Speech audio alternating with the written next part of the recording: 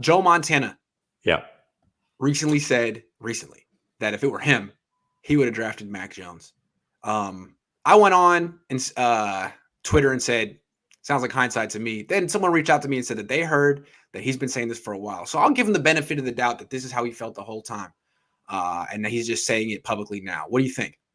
Well, here's the other part of the quote that I had not known about until I went and listened to it. But he says, nothing against the guy they took, Montana said. It's just that more pro style offense used to being in pressure situations than that, which I disagree. Mac Jones being used to being in more pressure situations. We'll talk about that in a second.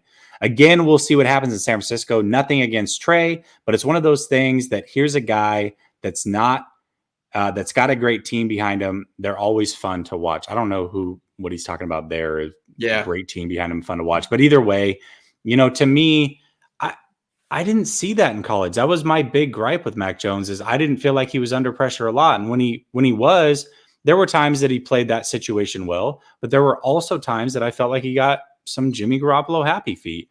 And so to me, there was a clear ceiling for Mac Jones. Trey Lance, I feel like his floor is actually higher than what people think, and his ceiling is certainly higher. So I respect Joe Montana. Obviously he's an all-time great, but I don't take his word for gospel either. He's not a talent evaluator.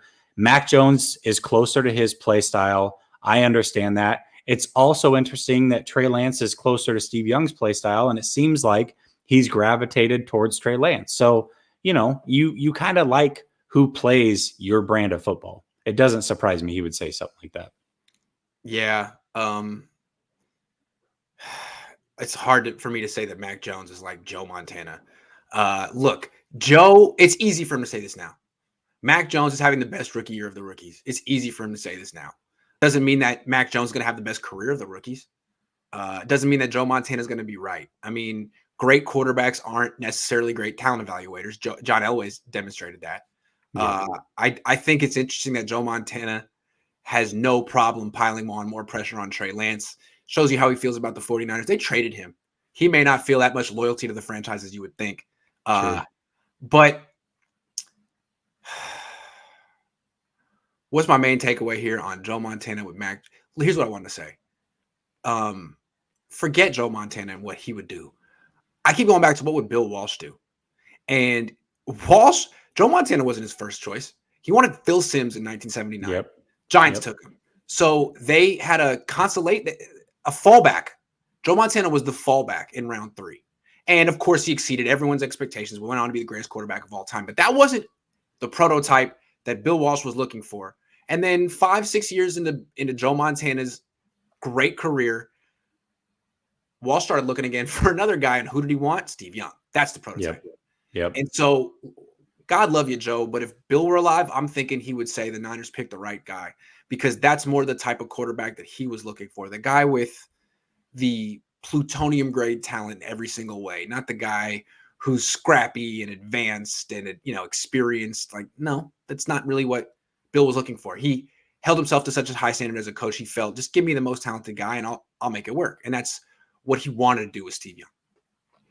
Well, and up to this point, and maybe even through this point, Shanahan's kind of been the opposite, right? He's like the more conservative guy that's going to do everything the way he wants perfectly. And so, that's why a lot of people felt that he wanted Mac Jones, because he fits his type of quarterback. I don't think that Mac Jones at all is Bill Walsh's type of quarterback. I definitely think he would have went with a Trey or a Fields or something like that. But, for me, this whole Mac Jones thing is a lot this week, because the other thing is there's the PFF grades that have come out, and it's like since week 4 or whatever, Mac Jones is the highest graded quarterback according to PFF. I take PFF with a grain of salt, but you add this in, and I think a lot of 49er fans are panicking on the whole Trey Lance situation a little bit. Yeah. I think it's kind of funny that Joe Montana would do this. I just keep thinking about what Bill Walsh would do. And, he lucked into Joe Montana. 3rd round pick. That was not what he was looking for. He was looking for Steve the whole time. And if he had a choice between Mac Jones and Trey Lance, he would commit to Trey Lance. And he would – here's the thing, like the difference between Kyle and Bill Walsh. Kyle thinks his scheme is so great that he just wants someone who can execute it. Bill Walsh had a better scheme. I mean, he had the greatest scheme of all time. But he was looking for someone not just who could execute it, but who could transcend it and take it to another level. That's what he was looking for. I mean, I feel like he was thinking there's probably a lot of guys who could execute an offense. What about someone who can do more? That's what he's looking for. And that's what Kyle should want. And I thought that's what he coveted when he drafted Trey Lance. Maybe I don't know. Maybe he does want it. It's on a different timeline. Anyway. Yeah, for sure. Sky says Chip Kelly isn't a good coach. Question mark, exclamation point, question mark. Made the Ducks relevant. Yes, he did.